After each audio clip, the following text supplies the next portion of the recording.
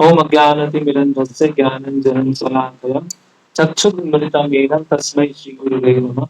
श्रीचैतन्यमनोभीष्टं स्थापितं येन भूतले स्वयं रूपकदा मह्यं ददाति स्वापदान्तिकम्। वन्देऽहं श्रीगुरो श्रीयुतपदकमलं श्रीगुरुं वैष्णवं च श्रीरूपं साग्रजातं सहगणरघुनाथान्वितं सजीवं साद्वैतं सावधूतं परिजनसहितं कृष्णचैतन्यदेवं श्री राधा कृष्ण पादान ललिता श्री विशाखान्वितांश नमः ओं विष्णुपादाय कृष्ण पृष्ठाय भूतले श्रीमते भक्तिवेदांत स्वामिनिति नामिने नमस्ते सारस्वते देवे गौरवाणी प्रचारिणे निर्विशेष शून्यवादी पाश्चात्य देशे तारिणे जय श्री कृष्ण चैतन्य प्रभु नित्यानंद श्री अद्वैत गदाधर शिवासादि गौर भक्त वृंद हरे कृष्ण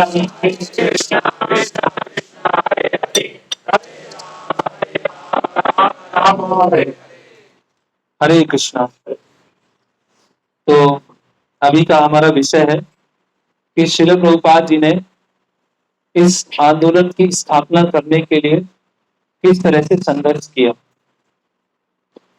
तो भगवान के जो शुद्ध भक्त हैं श्रील प्रभुपाद, ना भूतो ना भविष्यति, जो भूतकाल में भी ऐसे महान भक्त नहीं हुए हैं और भविष्य में भी ऐसे नहीं होंगे, तो इस कृष्ण भावनामृत आंदोलन को स्थापित करने के लिए उन्होंने बहुत सारा संघर्ष किया।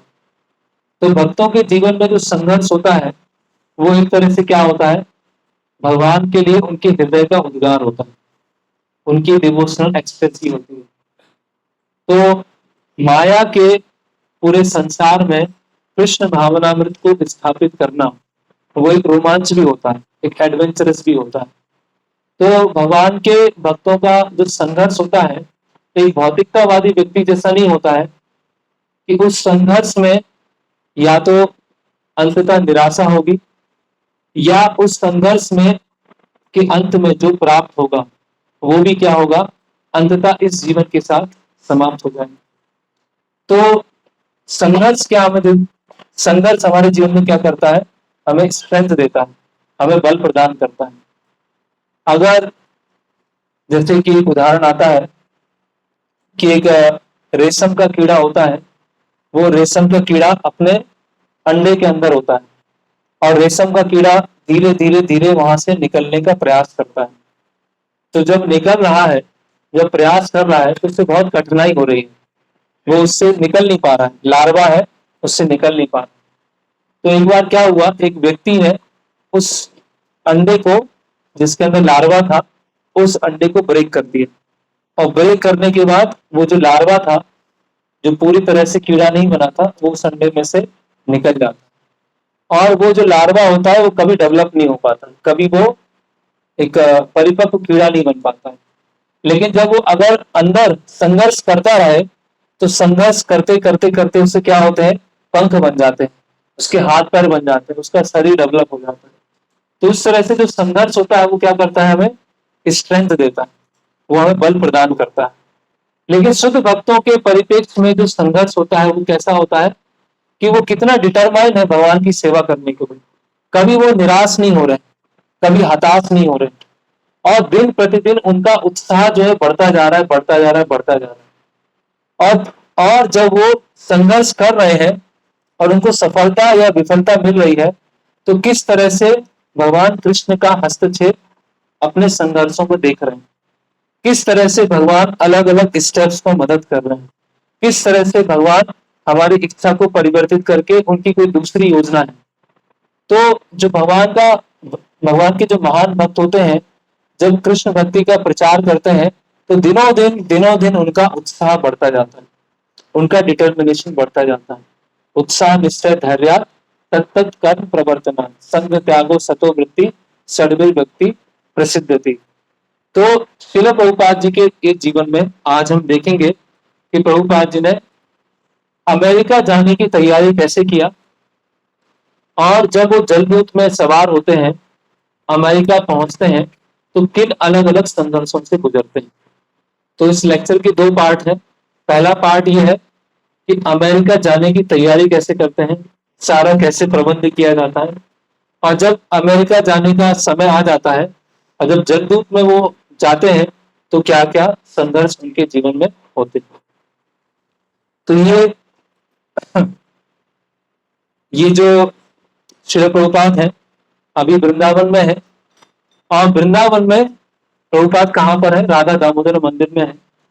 श्रील प्रभुपाद जी ने श्रीमद् भागवतम को अंग्रेजी भाषा में ट्रांसलेट करने का निर्णय लिया है, चुनाव किया है, और 60 वॉल्यूम में ये श्रीमद् भागवतम प्रिंट होगा। अभी उसके प्रथम स्कंद के 2 भाग आ चुके हैं, वॉल्यूम 1 और वॉल्यूम 2। अब वॉल्यूम 3 का प्रभुपाद ट्रांसलेशन कर रहे हैं। तो वृंदावन में राधा दामोदर मंदिर में रात्रि में 1 बजे प्रभुपाद उठते हैं और पूर्ववर्ती आचार्यों की टीका अपने साथ में रखते हैं, और लैंप होता है वहां पर, लालटेन दिया होता है, उसकी रोशनी में श्रील प्रभुपाद जी भागवतम के प्रथम स्कंद के 3रे वॉल्यूम का अनुवाद कर रहे हैं। तो 3रे जो वॉल्यूम है उसकी एक विशेषता यह है कि उसमें कलयुग कैसे समाज में प्रवेश करता है उसके बारे में वर्णन है। कि एक शूद्र व्यक्ति है जिसने राजा का वेश धारण किया है और गाय और बैल को मार रहा है। तो प्रभुपाद जी अपने तात्पर्यों में लिख रहे हैं कि अभी आधुनिक समय में जो शूद्र स्तर के राजा होंगे, शूद्र स्तर के व्यक्ति होंगे, वो राजा बन जाएंगे, लीडर्स बन जाएंगे, पॉलिटिशियन बन जाएंगे, और गायों को मारने का प्रयास करेंगे, और धर्म के जो 4 स्तंभ हैं, सत्य, दया, तप और शौच, उसको खत्म करने का प्रयास करेंगे। इंडस्ट्रीज बढ़ाएंगे, आधुनिकरण करेंगे। ऐसे सोचिए आप, प्रभुपाद वृंदावन में किन तात्पर्यों को लिख रहे हैं? मॉडर्न सिविलाइजेशन के ऊपर लिख रहे हैं कि किस तरह से मॉडर्न सिविलाइजेशन को लीड करने वाले नेतागण हैं वो क्या है? कली के चेले। और ये कली के जो चेले हैं वो क्या कर रहे हैं? गाय जो माता के समान है और बैल जो धर्म का प्रतीक है उसको नष्ट करने का प्रयास कर रहे हैं। तो 3रा वॉल्यूम के कुछ अध्याय पूरे हो जाते हैं और श्रील प्रभुपाद विचार करते हैं कि इसकी प्रिंटिंग के लिए पेपर खरीदना होगा, प्रिंट कराने के लिए किसी प्रेस के पास जाना होगा, उसका हार्ड बाउंड कॉपी निकलेगा, तो उसके लिए फंड्स की आवश्यकता है, लक्ष्मी की आवश्यकता है। तो लक्ष्मी के लिए क्या किया जाए? तो प्रभुपाद वृंदावन से बॉम्बे जाते हैं, और बॉम्बे जाते हैं किस लिए? फंड रेजिंग के लिए, कि वहां पर भागवतम का 3रे वॉल्यूम का के लिए लक्ष्मी का अनुदान कौन कौन देंगे। तो जुलाई 64 में वो पहुंचते हैं वहां पर, और एक फ्री धर्मशाला थी जिसका नाम था प्रेम कुटीर, उस फ्री धर्मशाला में रहते हैं। अभी प्रभुपाद जी गृहस्थ आश्रम में थे। गृहस्थ आश्रम के समय कई बार बॉम्बे आए थे बिजनेस के काम से, और अपने गौड़ी मठ के गुरु भाई थे उनको बहुत मदद किया था प्रचार में। अभी श्रील प्रभुपाद अकेले, तो उनका कोई यहाँ पर पहचान वाला नहीं है बॉम्बे में। तो वो कहाँ रुके हैं? फ्री की धर्मशाला में रुके हैं। और वहां पर प्रभुपाद बॉम्बे की जो डायरेक्टरी है उससे लोगों के नाम देख रहे हैं कि बॉम्बे में कौन कौन ऐसे व्यक्ति हैं जो धनाढ्य हैं और जो पुण्यशाली हैं। तो उनके पास जाएंगे और उनको अप्रोच करेंगे श्रीमद् भागवतम का जो 3रा वॉल्यूम है इसके स्पॉन्सरशिप के लिए। तो जब प्रभुपाद वहां प्रेम कुटीर में रुके हैं तो वहां भी कई लोगों को बुक्स दिखा रहे हैं, कौन सा? वॉल्यूम 1 और वॉल्यूम 2। तो बहुत सारे लोग क्रिटिसाइज कर रहे हैं कि ये स्वामी जी तो बिजनेसमैन लग रहे हैं, एक सन्यासी जो है उसको तो किसी धार्मिक क्षेत्र में रहना चाहिए, वृंदावन में रहना चाहिए, और ये स्वामी यहाँ बॉम्बे में आया और बॉम्बे में आके जो किताब है उनको बेच रहा है। तो लोग जो श्रील प्रभुपाद उनको समझ नहीं पा रहे। फिर एक डालमिया फैमिली थी, मिस्टर डालमिया। तो श्रील प्रभुपाद जब अलग अलग बिजनेसमैन के जा रहे थे तो एक उनको बिजनेसमैन टकराया, डालमिया। उन्होंने कहा कि जब तक आप बॉम्बे में हैं तब तक हमारे घर में रुकिए, हम अलग से आपके लिए कुटीर बनाते हैं, नया कंस्ट्रक्शन कराते हैं, वहां पे आप रहिएगा। तो प्रभुपाद जी वहां पर 1 हफ्ते रुकते हैं और प्रभुपाद जी वहां विचार करते हैं कि एक विषय के ऊपर निर्भर रहना वो अच्छा नहीं, एक मटेरियलिस्टिक के ऊपर निर्भर रहना अच्छा नहीं है। इसीलिए मैं मैक्सिमम 1 हफ्ता और रहता हूँ उसके बाद यहाँ से चला जाऊंगा, फिर से जो प्रेम कुटीर धर्मशाला है फ्री, वहां पे रहूंगा। क्योंकि क्या होता है, अगर हम विषयी लोगों के ऊपर निर्भर रहते हैं तो उनके अनुसार चलना पड़ता है।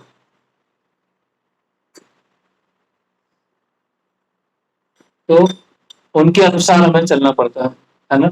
उसके ऊपर क्या हो जाता है, वो बोलते हैं कि साधु आप ऐसा कीजिए, तो साधु, बहुत सारे साधु होते हैं ना, किसी धनाढ़ व्यक्ति के, है ना, जैसे प्रभुपाद बताते हैं कि गुरु रखना कैसा हो गया, फैशन हो गया कि हमारे पास कुत्ता भी है और हमारे गुरु भी, कुत्ता भी हमारा सेवक है और गुरु भी हमारे सेवक।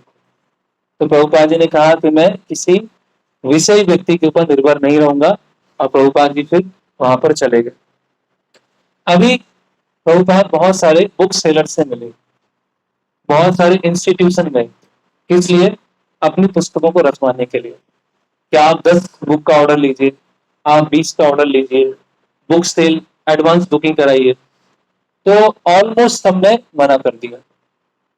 किसी ने बोला कि हम धार्मिक पुस्तकों को नहीं रखते हैं, किसी ने बोला कि हम एडवांस में इतनी कॉपियां नहीं रखते हैं। ऐसे सब लोगों ने अलग अलग बहाना देकर मना कर दिया। हालांकि श्रील प्रभुपाद प्राइम मिनिस्टर लाल बहादुर शास्त्री से मिल चुके थे, उनके पास फोटो भी था लाल बहादुर शास्त्री को भागवतम का पहला वॉल्यूम, दूसरा वॉल्यूम देते हुए। और जो मिनिस्ट्री ऑफ एजुकेशन है उसने प्रभुपाद जी की 50 वॉल्यूम बुक्स ऑर्डर दिया था, वो सेल्स ऑर्डर भी था। तो प्रभुपाद, थोड़ा सा आगे आ जाइए, आगे भी थोड़ा सा।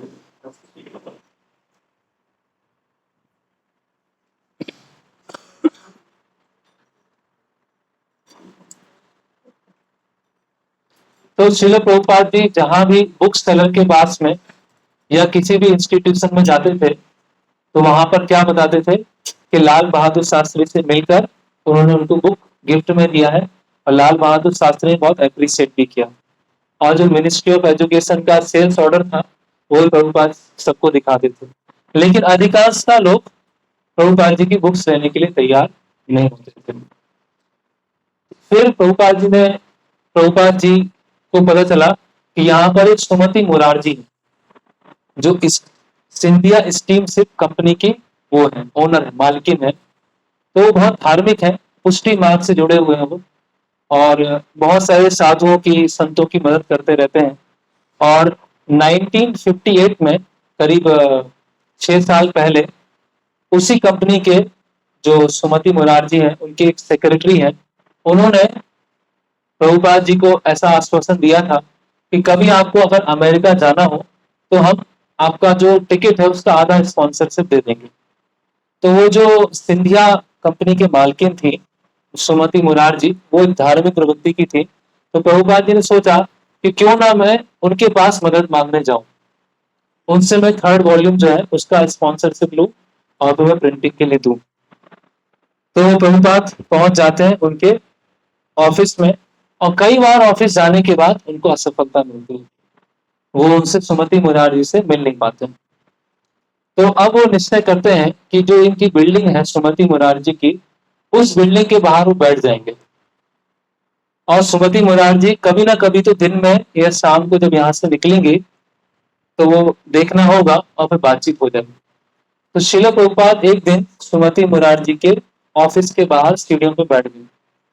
1 घंटा, 2 घंटा, 3 घंटा, 4 घंटा, 5 घंटा, 5 घंटा हो गया प्रभुपाद वहां बैठे हुए हैं, और 5 घंटे से जप कर रहे हैं, जब किए जा रहे हैं, किए जा रहे हैं। तो हम समझ सकते हैं कैसे प्रभुपाद जी की स्थिति, कि भागवतम प्रिंटिंग कराना है, उसके लिए कोई स्पॉन्सरशिप चाहिए जो फंड्स दे, वो मिल नहीं पा रहे, कोई बुक्स लेने को तैयार नहीं, कोई बुक्स रखने को तैयार नहीं, कोई फंड्स देने को तैयार नहीं है, और श्रील प्रभुपाद एक ऑफिस के बाहर 5 घंटे वेट कर रहे हैं। कैसी, क्या स्थिति है।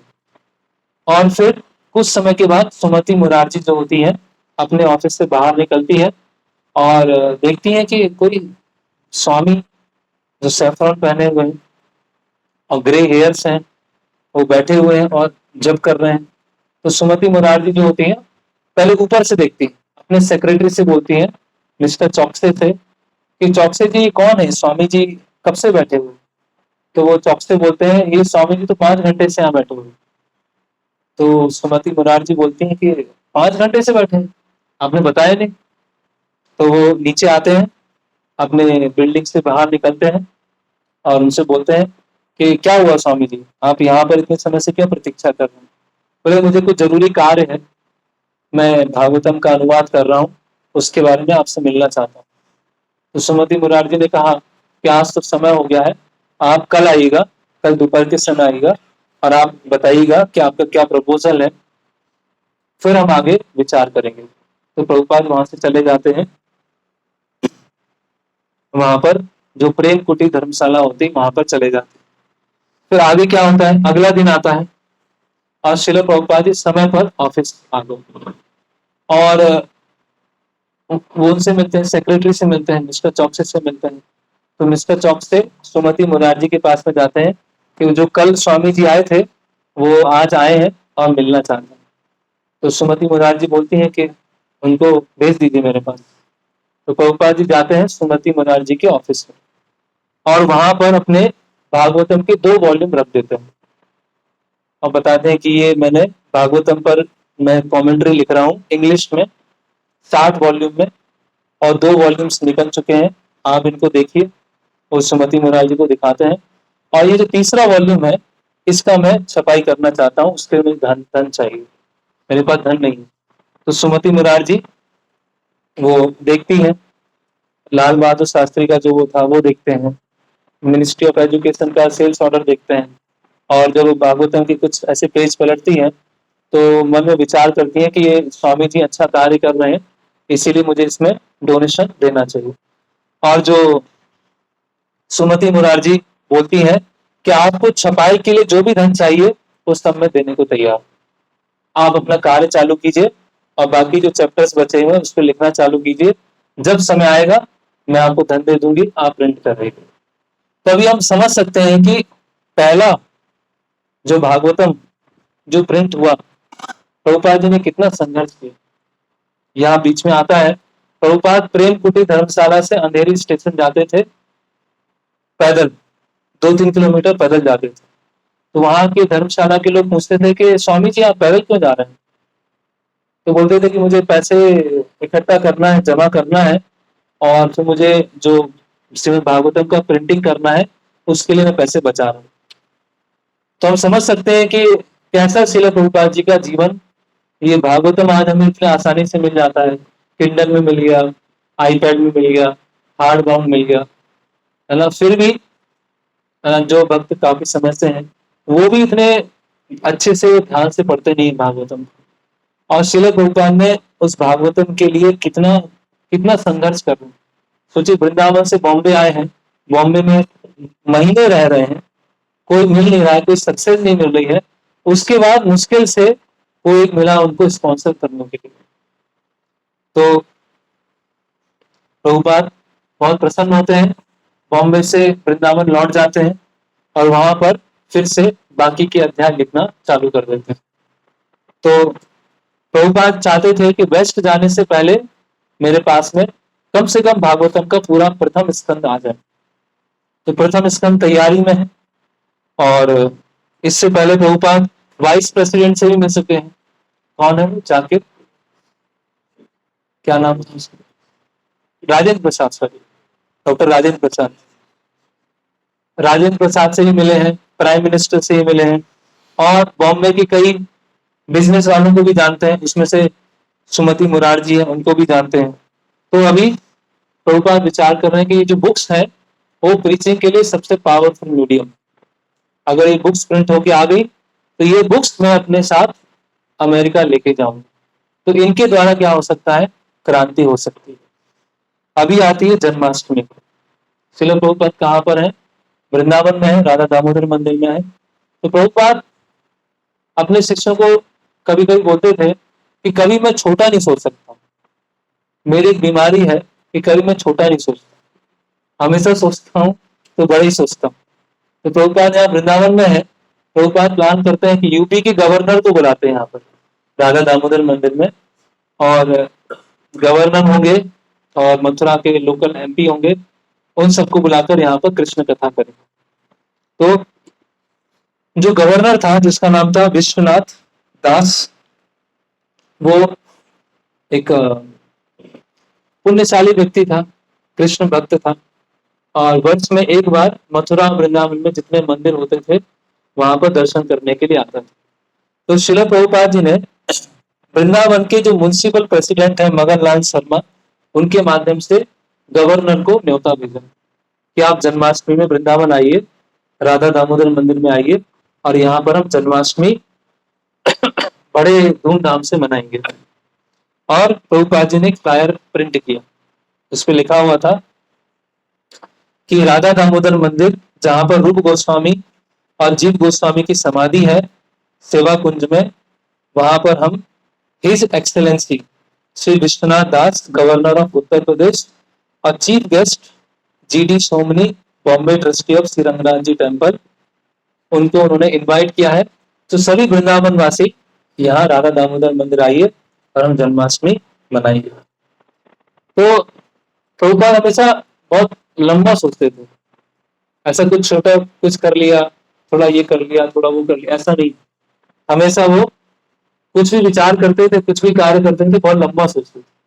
तो अगर ये लोग फेवरेबल हो गए, गवर्नर है, म्युनिसिपल प्रेसिडेंट है, तो यहाँ पर प्रचार करना क्या हो जाएगा, आसान हो जाएगा। यहाँ पे परमिशन क्या हो जाएगी, आसान हो जाएगी। तो इस मंशा से श्रील प्रभुपाद ने जन्माष्टमी किया। उन्होंने फ्लायर छपवाया, उसमें ये लिखा हुआ था, और पीछे 2 भजन लिखे हुए थे, निताई पद कमल और षड गोस्वामी अष्टकम। ये फ्लायर के पीछे निताई पद कमल और षड गोस्वामी अष्टकम लिखा हुआ था। फिर प्रोग्राम हुआ, बहुत भीड़ आई, और प्रभुपाद जी ने प्रवचन दिया। किसके ऊपर, कलयुग के लक्षण के ऊपर। कलयुग की क्या लक्षण है उसके ऊपर प्रभुपाद जी ने प्रवचन दिया, और कलयुग के लक्षणों को लाने के लिए हमारे जो लीडर्स हैं वो क्या कर रहे हैं। वहां गवर्नर बैठे हुए हैं, म्युनिसिपल प्रेसिडेंट बैठे हुए हैं, और प्रभुपाद जी किस पे लेक्चर दे रहे हैं, कि जो लीडर्स लोग हैं समाज के, वो कलयुग को समाज में लाने के लिए और रास्ता तैयार कर रहे हैं। तो कैसा बोल्ड प्रभुपाद जी का बोल्ड प्रीचिंग। और फिर नेक्स्ट डे श्रील प्रभुपाद जी का 69 अपीयरेंस डे था, बर्थडे था। प्रभुपाद जी कितने वर्ष के हो गए, 69 साल के, 69 में। और उस दिन कुछ कोई सेलिब्रेशन नहीं हुआ, किन्हीं को पता भी नहीं था, कोई जानता भी नहीं था, है ना। हालांकि वृंदावन में प्रभुपाद जी को काफी लोग जानते थे, लेकिन फिर भी व्यक्तिगत जीवन के बारे में प्रभुपाद अधिक किसी से बातचीत नहीं किया करते थे। तो वो जो गवर्नर था वो बहुत प्रसन्न हुआ, और गवर्नर का घर कहाँ था, लखनऊ में। तो गवर्नर ने कहा कि स्वामी जी कभी आप लखनऊ आइएगा और हमारे घर में कीर्तन कीजिएगा, और वहां पर कृष्ण कथा कीजिएगा। मुझे कृष्ण कथा बहुत अच्छा लगा, मैं अपने जो सगे संबंधी हैं, नोन लोग हैं, उनको भी बुलाऊंगा। और उस जन्माष्टमी में एक कीर्तनीय आते हैं जिनका नाम होता है शिशिर भट्टाचार्य। तो शिशिर भट्टाचार्य जो थे फेमस कीर्तनिया थे, प्रोफेशनल कीर्तनिया थे। तो श्रील प्रभुपाद जिनसे ही मिलते थे, हर किसी से बोलते थे, मतलब बातचीत करते थे कि मुझे वेस्ट जाना है प्रचार करने के लिए। हर किसी से बोलते थे मुझे वेस्ट भागवतम लेके प्रचार करने जाना। तो जो शिशिर भट्टाचार्य हैं, जो कि गवर्नर ने जिनको बुलाया था, उनको बोलते हैं कि मैं अमेरिका जाना चाहता हूँ भागवतम के प्रचार के लिए। तो शिशिर भट्टाचार्य जब उनको प्रभुपाद जी को देखते हैं कि इतने ओल्ड साधु, इतने बीमार, और देखने से ऐसे लगता है कि इतने गरीब, है ना, अच्छा कपड़ा जो शरीर पे पहनने के लिए अच्छा कपड़ा भी नहीं है, अच्छा धोती कुर्ता भी नहीं है, ये क्या वेस्ट जाएंगे, ये क्या अमेरिका जाएंगे। इस तरह से जो शिशिर भट्टाचार्य है उनको प्रभुपाद जी को देखे इम्प्रेशन है, इनके पास धन नहीं है, जानने वाला कोई लोग नहीं है, इतने बीमार हैं और इतना एज हो गया है, तो वेस्ट जाके क्या करेंगे। तो लोग सोचते हैं ना, बुढ़ापे में कुछ कुछ सोच लेते हैं। तो शिशिर भट्टाचार्य ने भी क्या सोचा, ठीक है वृद्ध है, कुछ कुछ सोच रहे हैं कि वेस्ट जाएंगे प्रचार करेंगे, ये तो एक स्वप्न के समान है, ऐसा कुछ होने नहीं वाला है। तो बोलते हैं कि ठीक है, अगर आप वेस्ट जाएंगे तो आप, अगर कुछ मदद होगा तो मैं भी मदद करूंगा उसमें, और इस तरह से ये जन्माष्टमी पूरा हो जाता है। अब क्या होता है कि थर्ड वॉल्यूम जो प्रभुपाद लिख रहे थे वो धीरे धीरे कंप्लीट होने वाला होता है। लक्ष्य में आ चुकी है, लेखन कार्य पूरा हो गया है। अब प्रभुपाद कहाँ पहुंच जाते हैं, दिल्ली पहुंच जाते हैं। दिल्ली में कहाँ पर, छिपीवाड़ा। और वहां पर पूरे प्रिंटिंग, इसमें बताया गया है, पूरे प्रिंटिंग वर्ल्ड में इंटर हो जाते हैं। पेपर खरीदना, टाइप करवाना, प्रूफ रीडिंग करना, फिर उसका शेड्यूल फिक्स करना, इतने दिन में इतने पेपर आएंगे, इतने पेपर आएंगे, इतने पेपर आएंगे। उसका क्वालिटी चेक करना, पेपर का क्वालिटी ठीक है, उसका हार्ड बाउंड ठीक है। और प्रभुपाद छिपीवाड़ा, कौन कौन गए छिपीवाड़ा मंदिर, बहुत चांदनी चौक के पास में ही है ना। तो श्रील प्रभुपाद एक दिन में कई किलोमीटर पैदल चलते थे। चांदनी चौक उतरते थे, छिपीवाड़ा आते थे, छिपीवाड़ा प्रेस में जाते थे, और जो प्रिंटर थे, एक ओके प्रेस था वहां पर, तो प्रेस वाले मिस्टर जैन थे। तो बोलते हैं कि स्वामी जी आप इतना क्यों कष्ट ले रहे हैं, इतना क्यों आप बार बार पुस्तकें प्रिंट कराना है ना। और ऐसा हो जाता था, प्रभुपाद जी ने पूरे दिन में कुछ नहीं खाया, कोई भोजन ग्रहण नहीं किया। और एक बार तो ऐसा हुआ कि प्रभुपाद, बहुत गर्मी थी दिल्ली में, बहुत गर्मी पड़ती है, हीट स्ट्रोक लगा और प्रभुपाद बेहोश हो गए। और कुछ लोग आए, आसपास के लोग, प्रभुपाद जी को उठाया और एक हॉस्पिटल में ले गए। और फिर वहां बाद में प्रिंटर से मिले, प्रिंटर बोलते हैं कि स्वामी जी आप इतना क्यों कष्ट ले रहे हैं। तो बोलते हैं कि मेरे गुरु महाराज की आज्ञा है कि अंग्रेजी भाषा में मैं पाश्चात्य देशों में प्रचार करूं, इसीलिए मैं तैयारी कर रहा हूँ, लाइफ टाइम इन प्रिपरेशन, और तैयारी कर रहे हैं वेस्ट जाने की। तो तीसरा वॉल्यूम भी प्रिंट होके आ गया। अभी प्रभुपाद के पास भौतिक रूप से क्या है, निर्धन, लेकिन आध्यात्मिक रूप से क्या है, बहुत धनी। उनको एक, प्रभुपाद बोल रहे हैं, मुझे कॉन्फिडेंस आ गया, मुझे एक विश्वास आ गया कि भागवतम आ गई है मेरे हाथ में और हरि नाम है। अगर ये दोनों में बेस्ट लेके जाऊंगा तो पक्का है लोग वहां पर सुनेंगे। तो 40 साल पहले जब श्रील प्रभुपाद युवा अवस्था में थे, तब उनके गुरु महाराज ने आदेश दिया था कि तुम युवा व्यक्ति हो, अंग्रेजी भाषा में पाश्चात्य देशों में प्रचार करो। लेकिन उस समय प्रभुपाद गृहस्थ आश्रम में थे। प्रभुपाद जी ने उस समय सोचा था, जब भक्ति सिद्धांत महाराज से मीटिंग किया, मीटिंग करके जब बाहर निकले तो प्रभुपाद जी विचार करते हैं, अगर मैंने विवाह नहीं किया होता तो मैं ये साधु के पास ही रुक जाता। तो 40 साल हो गया, गृहस्थ आश्रम की जिम्मेदारी थी, फिर वानप्रस्थ लिया, वानप्रस्थ लेके वृंदावन में रहे, और फिर पुस्तकों की छपाई करना चालू किया। प्रभुपाद ने कभी जापान जाने का प्रयास किया था, वहां भी असफलता मिली। तो अब क्या हो गया है, सारा ग्राउंड तैयार हो गया। भागवतम के अब 3 वॉल्यूम आ चुके हैं, और प्रभुपाद यहाँ बता रहे हैं कि मैंने प्लान किया कि मैं अमेरिका जरूर जाऊंगा। साधारणतः लोग लंदन जाते हैं, लेकिन मैं लंदन जाना नहीं चाह रहा था। मैं सोच रहा था कि न्यूयॉर्क कैसे जाऊं, और मैं सोच रहा था किस रास्ते से जाऊं, टोक्यो जापान से जाऊं या दूसरे रास्ते से जाऊं, कौन सा रास्ता सस्ता पड़ेगा। और मैं हमेशा न्यूयॉर्क को टारगेट बनाता था, क्योंकि न्यूयॉर्क क्या है, माया की राजधानी है, माया का अड्डा। तो पहले राजधानी पे अटैक किया जाए, अगर राजधानी को उड़ा दिया तो बाकी सब। प्रभुपाद बोला ना, मैं छोटा नहीं सोच पाता हूँ, मैं बड़े ही सोचता हूँ। Sometimes I was dreaming that I have come to New York, कि मैं कभी कभी स्वप्न देखता था कि मैं न्यूयॉर्क आ गया। तो अब क्या क्या हुआ, तीसरा वॉल्यूम लिख लिया, प्रिंटिंग हो गया, अब अमेरिका जाने के लिए तैयारी कर। ठीक है, तो अभी अमेरिका जाना इतना आसान नहीं था, उसके लिए कई चीजें इकट्ठा करना है।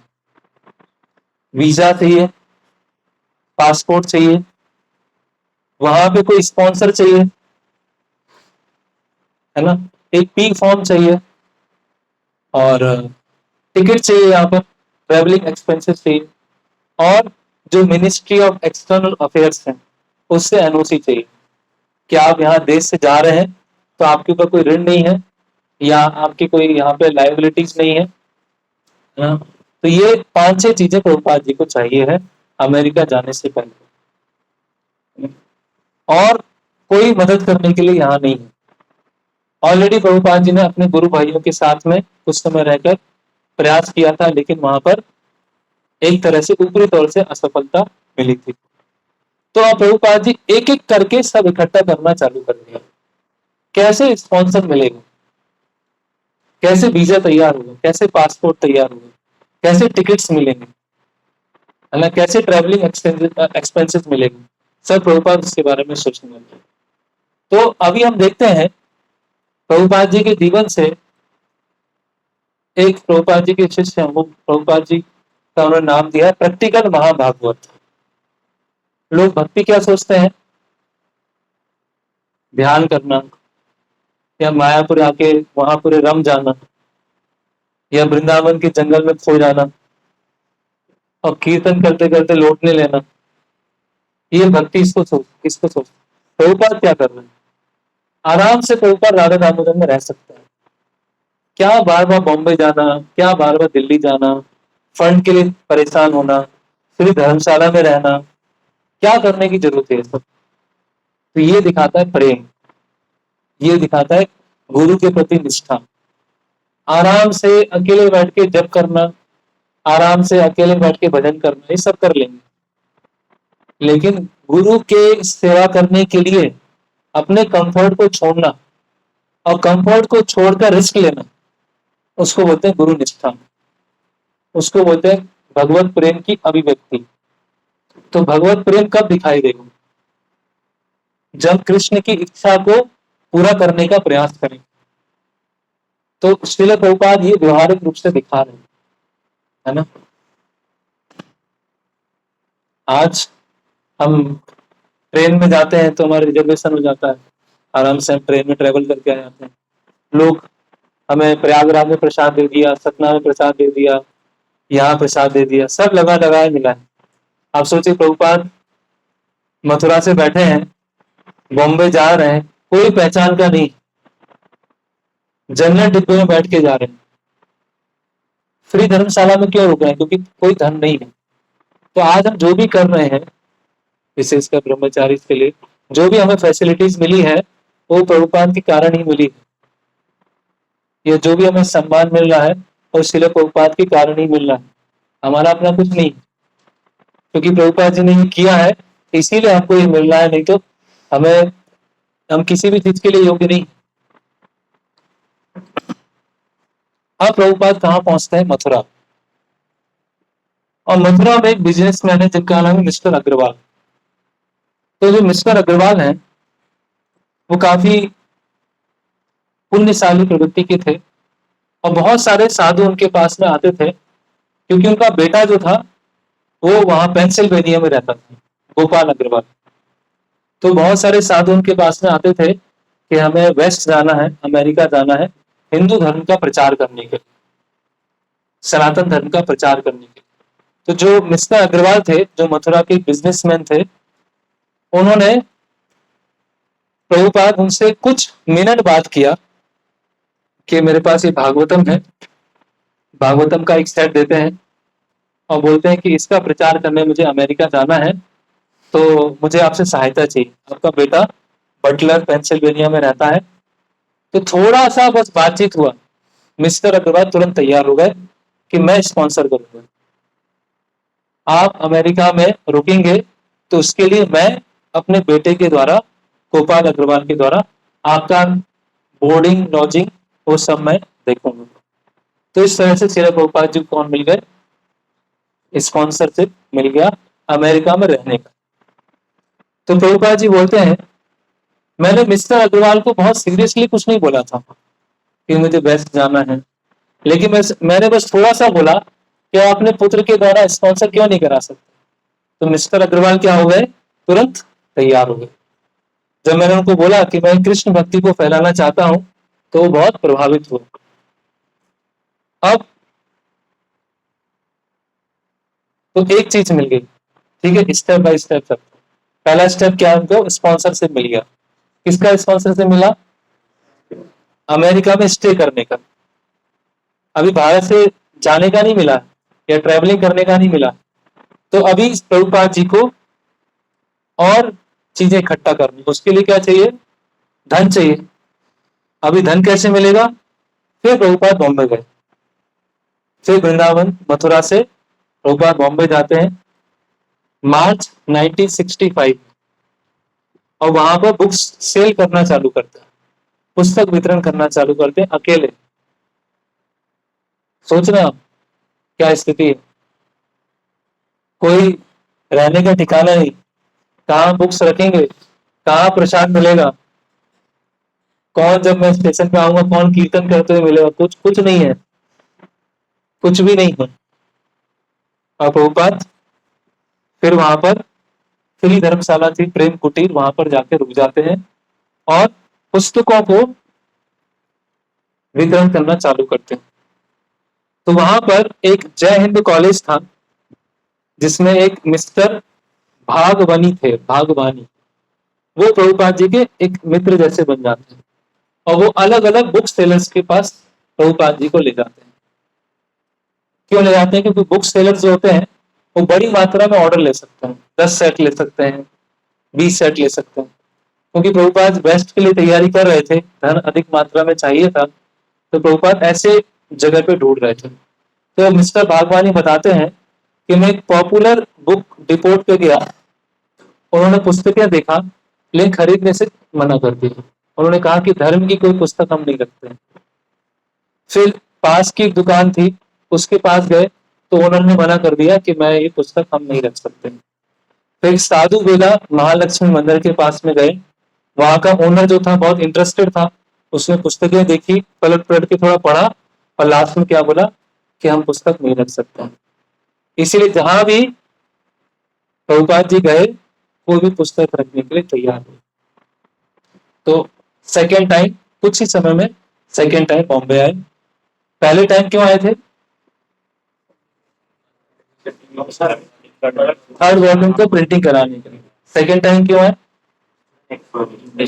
सेल करने के लिए। क्यों, लक्ष्मी होगी तो अमेरिका जाने में क्या मिलेगा, सहायता मिलेगी। अब प्रभुपाद क्या करते हैं, बॉम्बे से कहा जाते हैं, दिल्ली जाते हैं और दिल्ली जाकर वहां पे ट्राई करते हैं बुक्स पुस्तक वितरण करने। आप देख रहे हैं कितने एक्टिव है, 69 ईयर ओल्ड। प्रभुपाद इधर गए तो पूरा उधर गए, दिल्ली में जाते हैं। और दिल्ली में, क्योंकि दिल्ली में वृंदावन के पास में है, बहुत सारे लोग जानते हैं, तो वहां पर सेल करने का प्रयास करते हैं, पुस्तक वितरण करने का प्रयास करते हैं, लेकिन वहां पे भी कोई इतना कोई खास रिस्पॉन्स नहीं देता है।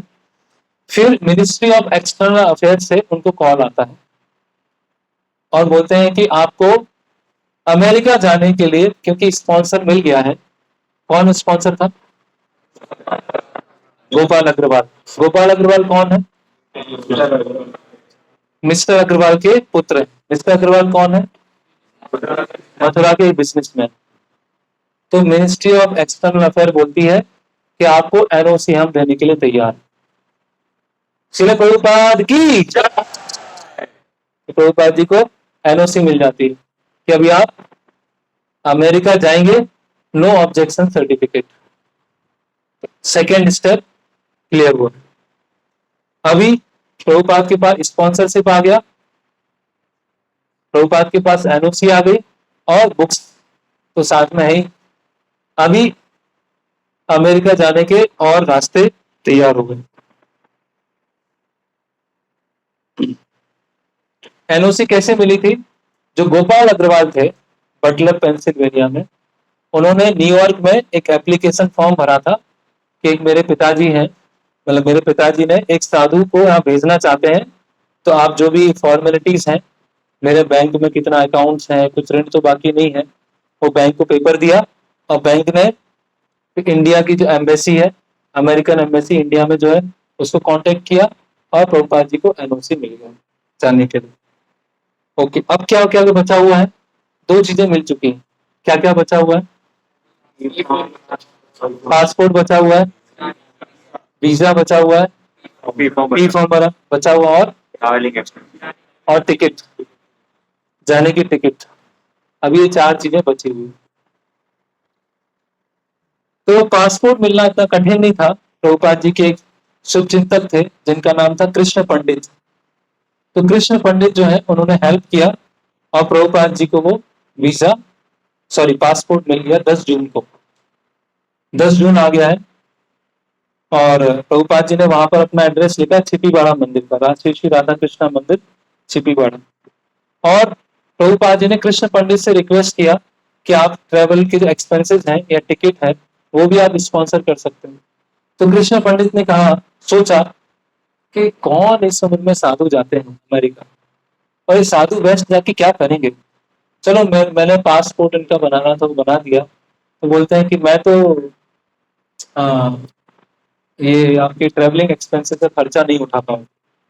अब क्या होता है, पासपोर्ट आ गया, स्पॉन्सरशिप मिल गई और एनओसी मिल गई।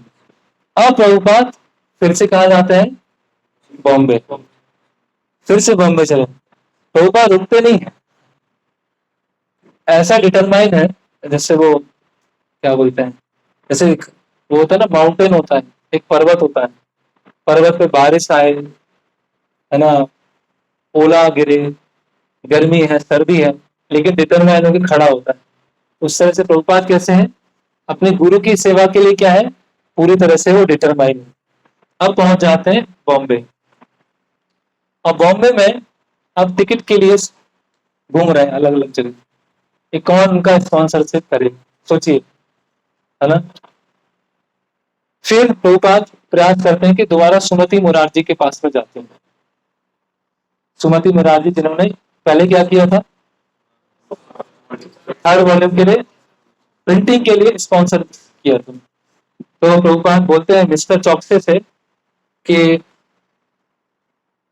आप सुमति मुरारजी को बताइए प्रिंटिंग हो गया है 3rd वॉल्यूम और अब मैं अमेरिका जाना चाहता हूँ, मुझे स्पॉन्सरशिप भी मिल गई है, एनओसी मिल गया, पासपोर्ट भी तैयार। तो चौक से जाते हैं सुमति मुरारजी के पास में और क्या बोलते हैं, और वृंदावन के जो साधु हैं वो वापस आए हैं और वो अमेरिका जाना चाहते हैं, और वो चाहते हैं कि आपका जो सिंधियरशिप है उसमें उनको टिकट मिल जाए। तो सुमति मुरारजी बोलती है बिल्कुल नहीं, वो नहीं जाएंगे, इतने वृद्ध हैं और इतने वृद्ध हो चुके हैं, यूनाइटेड अमेरिका जाके क्या करेंगे, अमेरिका जाके कुछ कर भी नहीं पाएंगे। तो सुमति मुरारजी मना कर देती।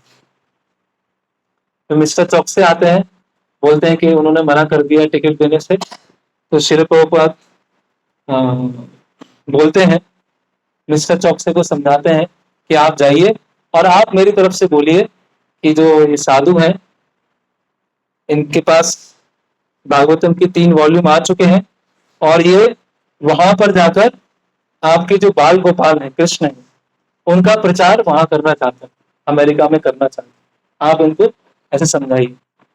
तो मिस्टर चौक से फिर सुमति मुरारजी के पास में जाते हैं और फिर सुमति मुरारजी को बोलते हैं कि ऐसा ऐसा है।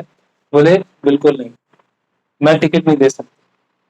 वो बहुत बूढ़े हो गए हैं, वहां बहुत ठंड पड़ती है और वो बहुत बीमार हैं और भरोसा नहीं वो वापस आएंगे कि नहीं आएंगे, ऐसा ना हो कि वहां पे उनकी मृत्यु हो जाए।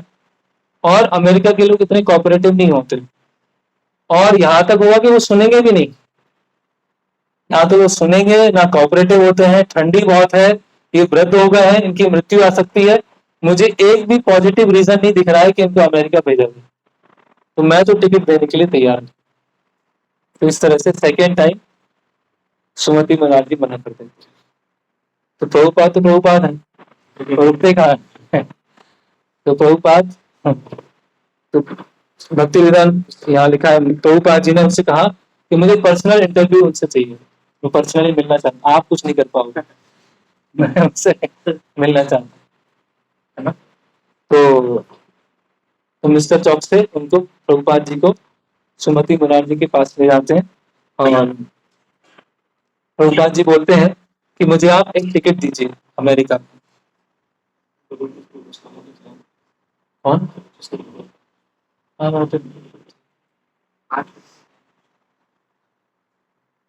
तो मुझे आप एक टिकट दीजिए। सुमति महाराज जी बोलती हैं कि आप इतने वृद्ध हो गए हैं, क्या सही है इस उम्र में अमेरिका जाना?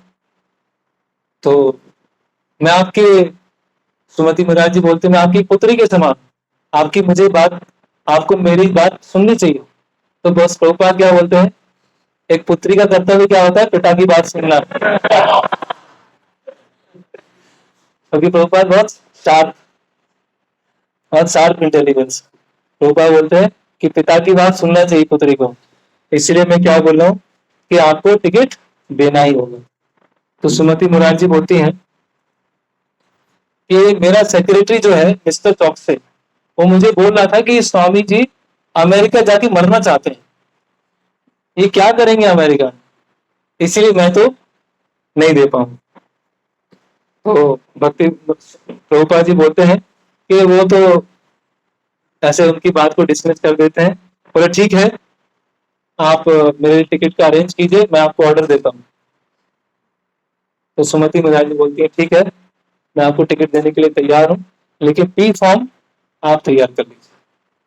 तो श्री प्रभुपाद जी को अमेरिका जाने का टिकट भी मिल गया।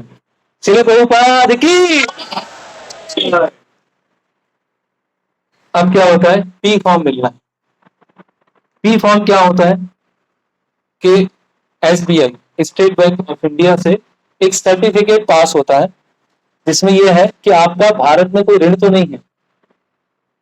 मान लीजिए बहुत लोन ले लिया और कंट्री से भाग गए, तो SBI एक सर्टिफिकेट पास करती है कि कोई आप किसी भी तरह के लोन या कोई ऋण नहीं है। तो अब, और वीजा भी नहीं आया था अभी तक, दो चीजें बची हुई, पी फॉर्म और वीजा।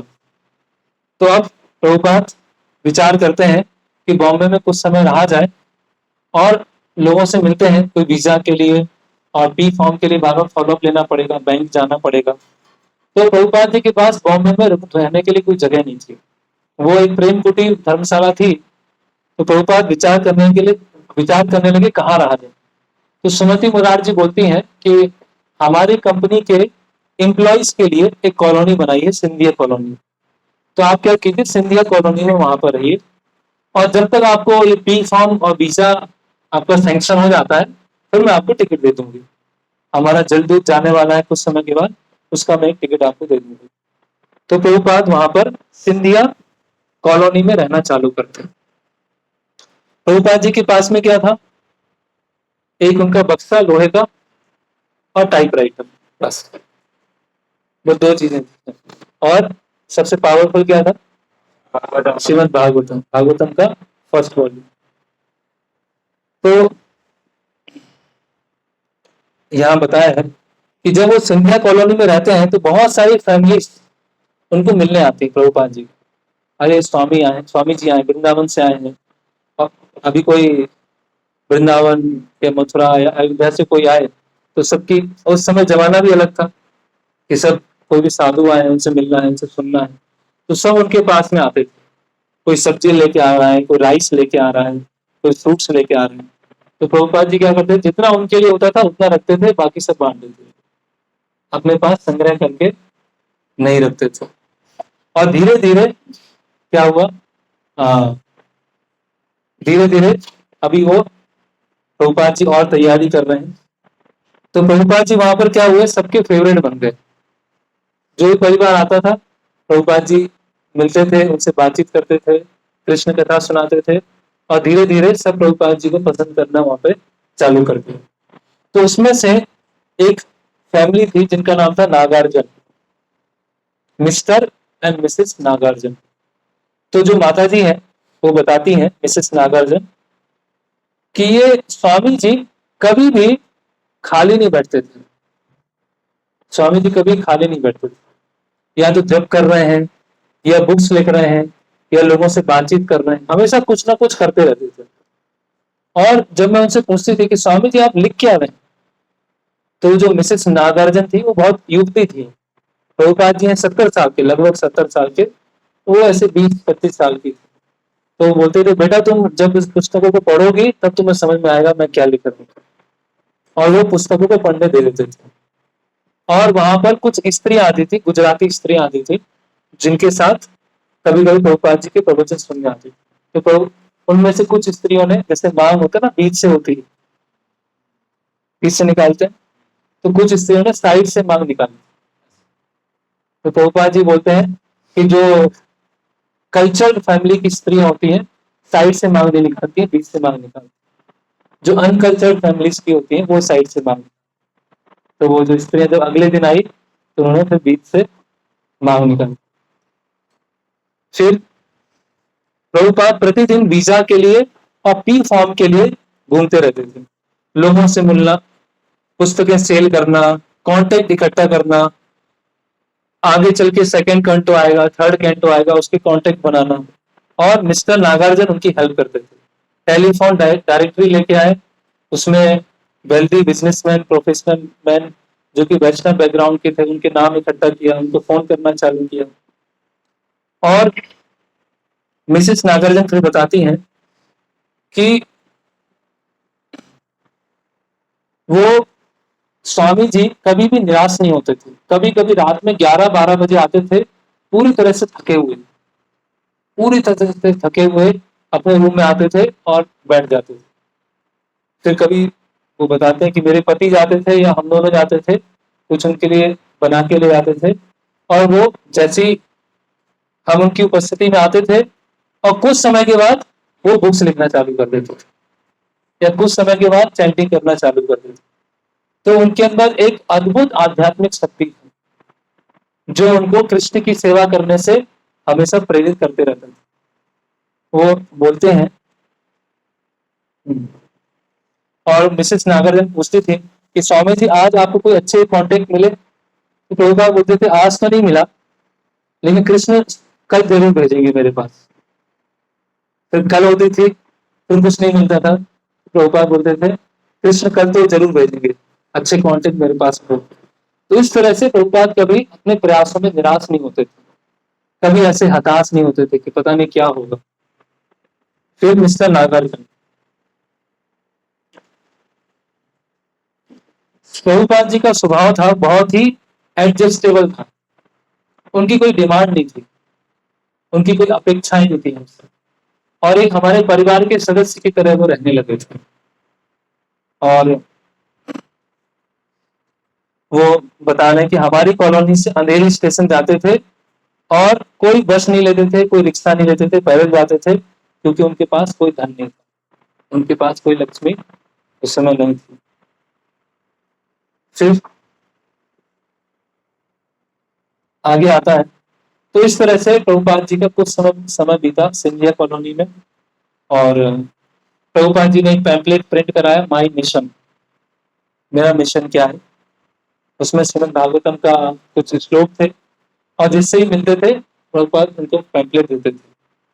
तो सुमति मुरारजी ने कहा कि स्वामी जी आप इतने समय से सिंधिया कॉलोनी में रह रहे हैं, तो क्यों ना आप हमारे घर आया करें और शाम को सत्संग करें और हमको भागवतम से कुछ सुनाएं।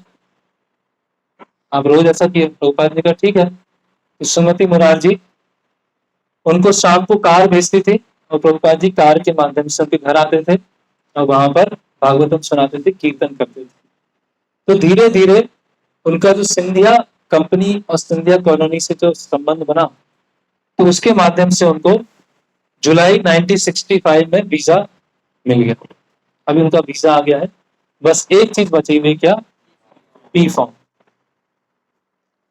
तो अभी प्रभुपाद यहाँ लिख रहे हैं कि पहले भारत के बाहर जाने में इतनी रिस्ट्रिक्शन नहीं थी, लेकिन समय के साथ ये रिस्ट्रिक्शन बढ़ गई।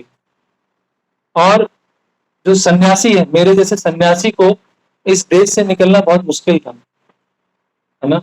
इसीलिए मेरा पी फॉर्म सैंक्शन नहीं हो रहा था। तो वहां पर एक ऑफिसर थे स्टेट बैंक ऑफ इंडिया के, उन्होंने बोला कि आपको पी फॉर्म नहीं मिल सकता, क्योंकि आपकी स्पॉन्सरशिप किससे हुई है, एक प्राइवेट व्यक्ति ने किया।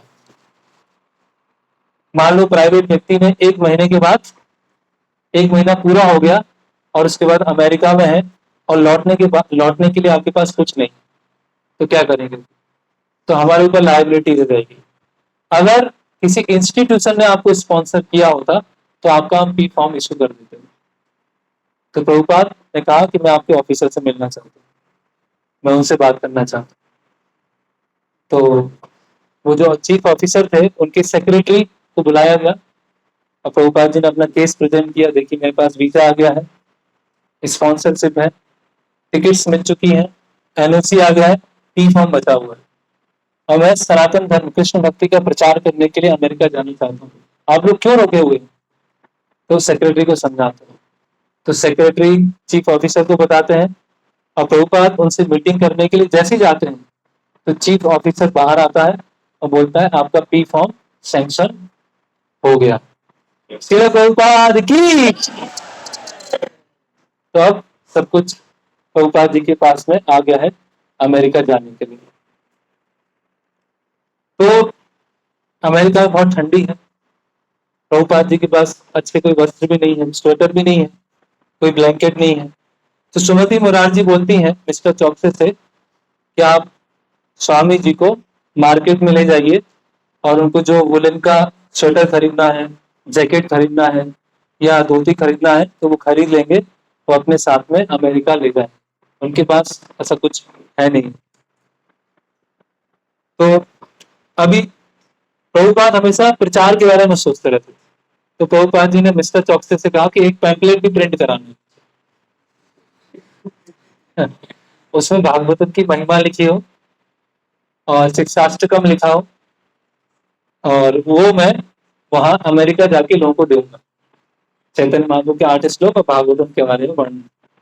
तो मिस्टर चौक से बोलते हैं, थोड़ा सा प्रभुपाद जी के साथ मजाक करते हैं कि स्वामी जी आप पहले क्यों नहीं गए, अभी वृद्धावस्था में कोई जाता है क्या?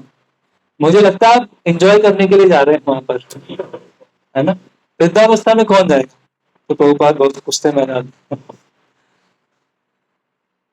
प्रभुपाद बोलते हैं कि तुम्हारे जो जो मालिक है, ओनर है सुमति मुरारजी, वो भी ऐसे ही कल आना परसों आना बाद में साइन करूंगी, और तुम ऐसा सोच रहे हो। तो प्रभुपाद हालांकि सिंधिया कंपनी से बहुत समय से जुड़े हुए थे, लेकिन फादरली एक पिता की तरह मिस्टर चौकसे को डांटते हैं कि आप लोगों क्या है, क्या कर रहे हैं आप लोग, क्या कंपनी चला रहे हो। और फिर सुमति मुरारजी उनको फाइनल टिकट दे देती है 13 अगस्त, जलदूत में। जलदूत क्या है? वो कार्गो शिप, मालवाहक जहाज है, उससे प्रभुपाद जाएंगे।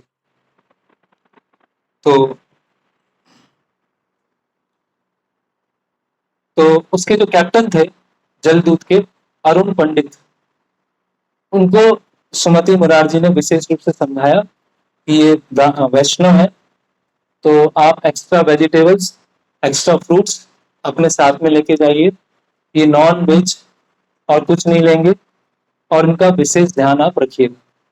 इस तरह से सुमति मुरारजी वो जलदूत के कैप्टन है अरुण पंडित को समझाती है।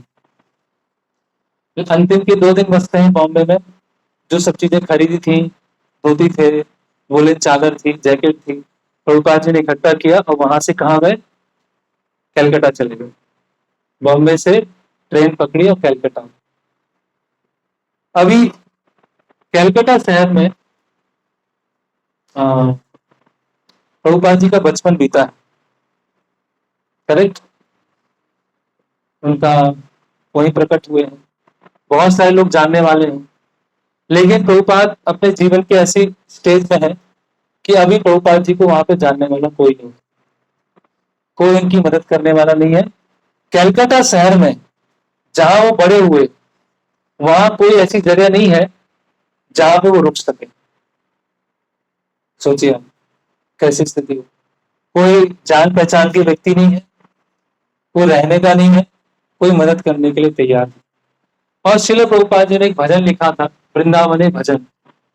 उससे प्रभुपाद लिखते हैं, मेरी पत्नी थी, मेरे पुत्र थे, पुत्रियां थी, पोते थे, सब कुछ था, लेकिन मेरे पास धन नहीं था, इसीलिए सब व्यर्थ हो गया।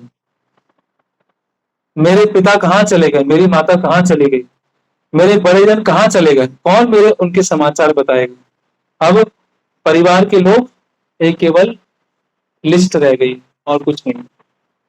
तो जहां पर श्रील प्रभुपाद जी का बचपन बीता, विक्टोरिया पार्क है ना, और हैरिसन रोड, राधा गोविंद मंदिर, जहां प्रभुपाद जी ने गलियों में रथ यात्रा निकाली, जहां उनकी जो नानी का घर था टॉलीगंज, वहां प्रभुपाद जी रहे। आज ऐसी स्थिति आ गई है कि कोई कहाँ वो रुकेंगे, किनके पास में रहेंगे, कौन उनको आर्थिक रूप से सहायता करेगा, कोई वहां पर नहीं। तो देखिए भगवान अपने शुद्ध भक्त के जीवन में क्या करते हैं, सब कुछ सब छीन लिया, सब कुछ छीन लिया, एक एक करके सब। आप देखिए, अब मान लीजिए कोई आप में से पटना शहर के हैं, पटना, तो जिनका बचपन वहीं बीता है और बहुत लोग को जानते हैं। आप इमेजिन कीजिए कि आप वृद्धावस्था में आ गए, 60 65 70 साल के हो गए, जिस शहर में आप 15 20 25 30 साल रहे हैं, और उस शहर में जाते हैं और आपको कोई जानने वाला नहीं, कोई मदद करने वाला नहीं, किसके घर रुकेंगे, कोई घर रोकने को तैयार नहीं, कैसी स्थिति होगी। तो भगवान क्या करते हैं, शुद्ध भक्तों के साथ ऐसे करते हैं। क्यों करते हैं, क्यों करते हैं उनके साथ, मजा आता है भगवान को। भगवान पे आश्रित हो। भगवान पे आश्रित हो।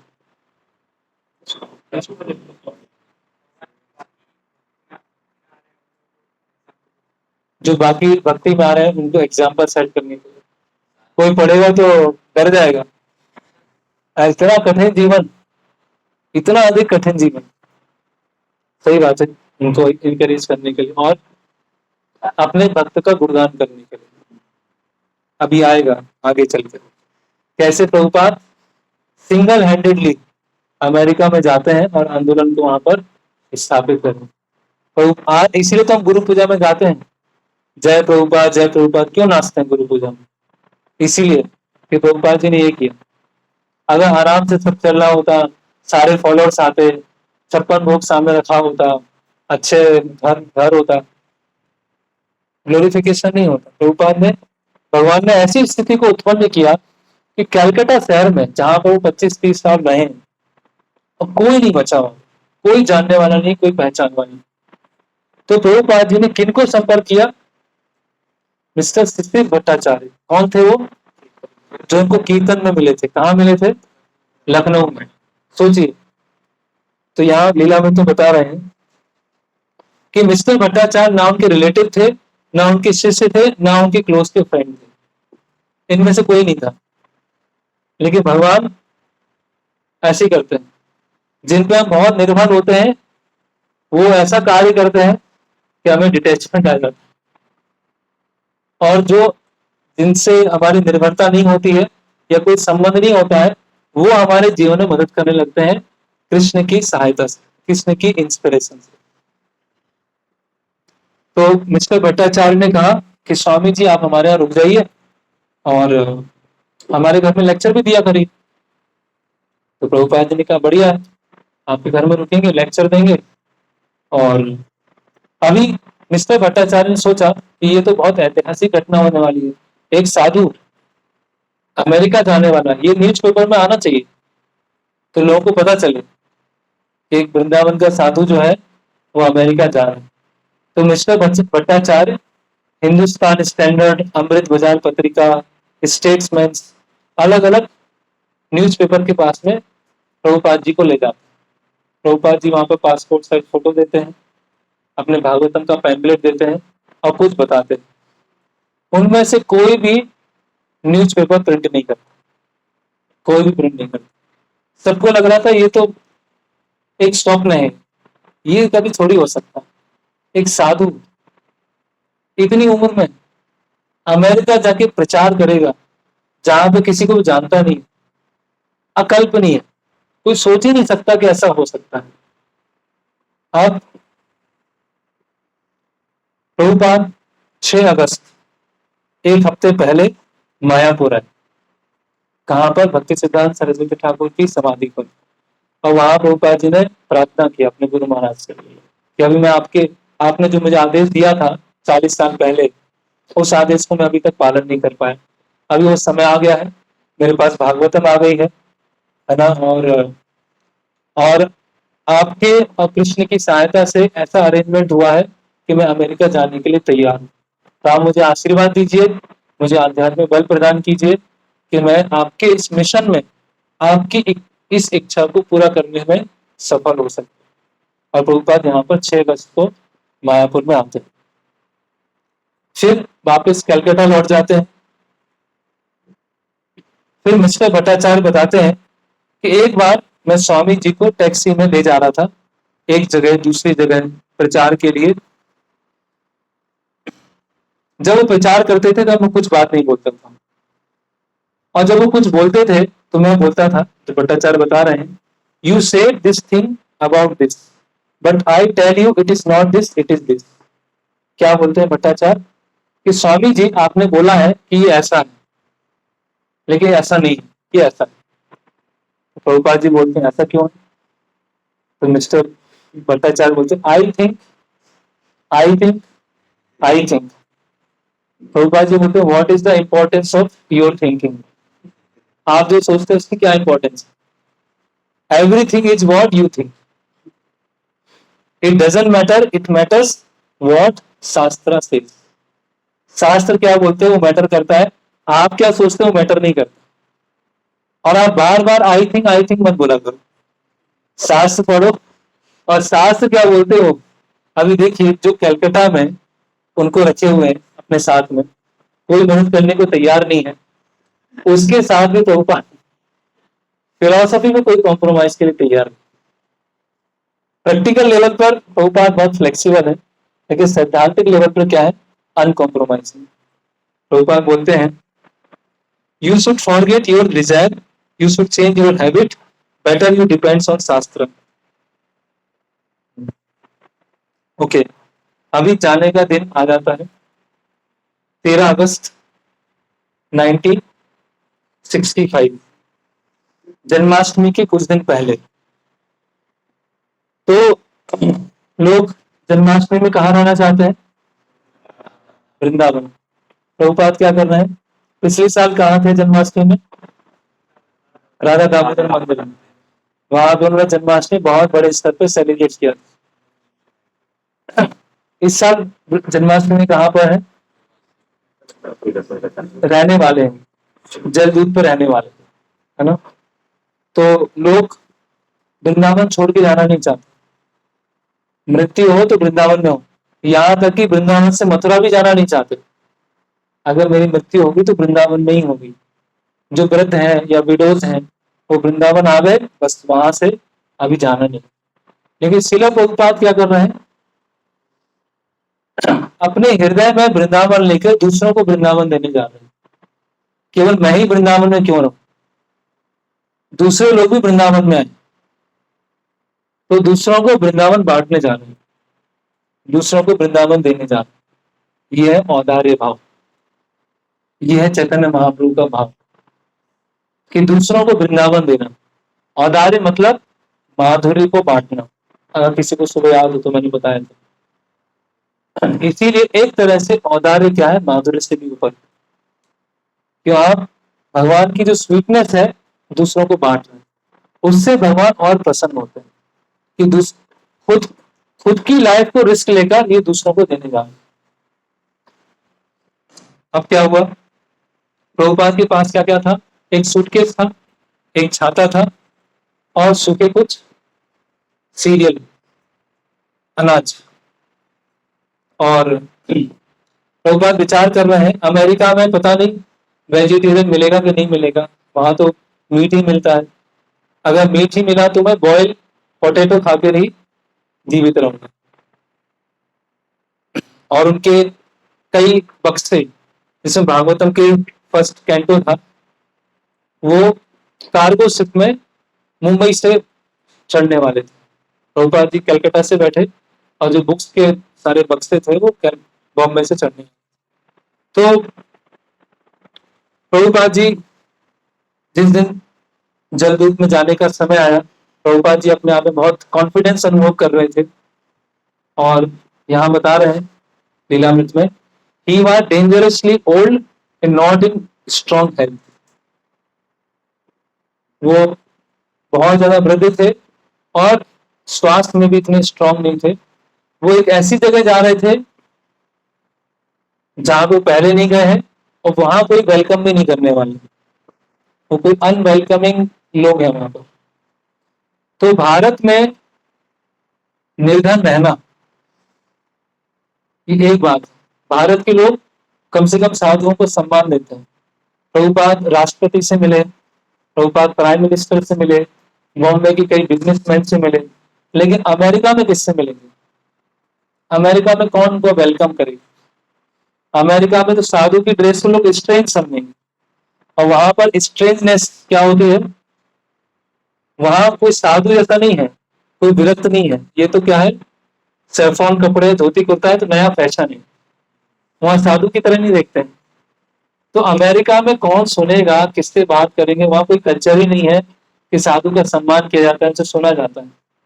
तो इतना प्रभुपाद यहाँ से निकल रहे हैं। But in America it would be different. He would be no one a foreigner. There was no tradition of sadhus, no temples, no free ashrams. Free आश्रम नहीं है, टेम्पल नहीं है, कोई साधु नहीं है। और उनके पास फ्लायर है, Shrimad Bhagavatam India's message of peace and goodwill, ये अपने साथ में लेके जाना।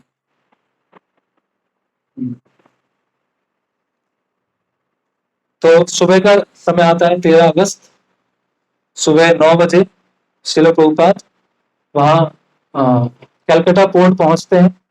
उनके साथ में भगवती है और मिस्टर सेन गुप्ता है, मिस्टर अली है और उनका छोटा बेटा है वृंदावन, जिसका नाम है, वो ही वहां पर आ जाता है। प्रभुपाद ने अपने पास में चैतन्य चरितामृत की कॉपी रखी है कि रास्ते में उसको पढ़ेंगे और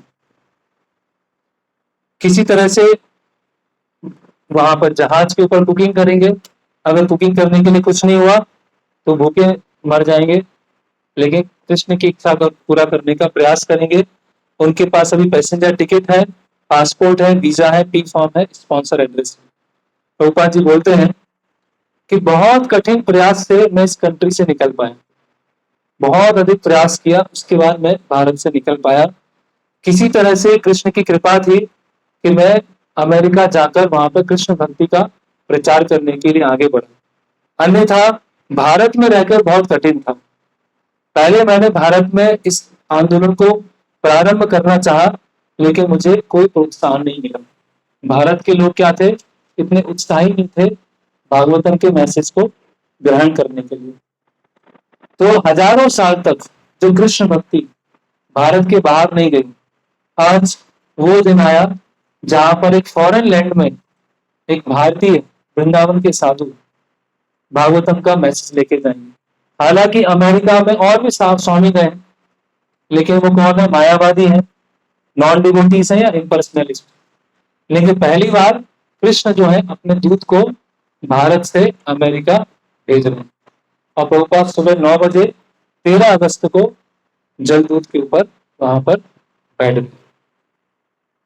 हरे कृष्णा कृष्ण कृष्ण हरे हरे हरे। अभी जलदूत यात्रा भी है, तो अभी 15 मिनट बचा है। अभी ये बाद में डिस्कस करेंगे कृष्णा विले। तो जलदूत पर क्या होता है, कैसे प्रभुपाद जी की जलदूत यात्रा होती है और अमेरिका पहुंचते हैं, वो हम एक बाद में समय मिलेगा उसमें डिस्कस करेंगे।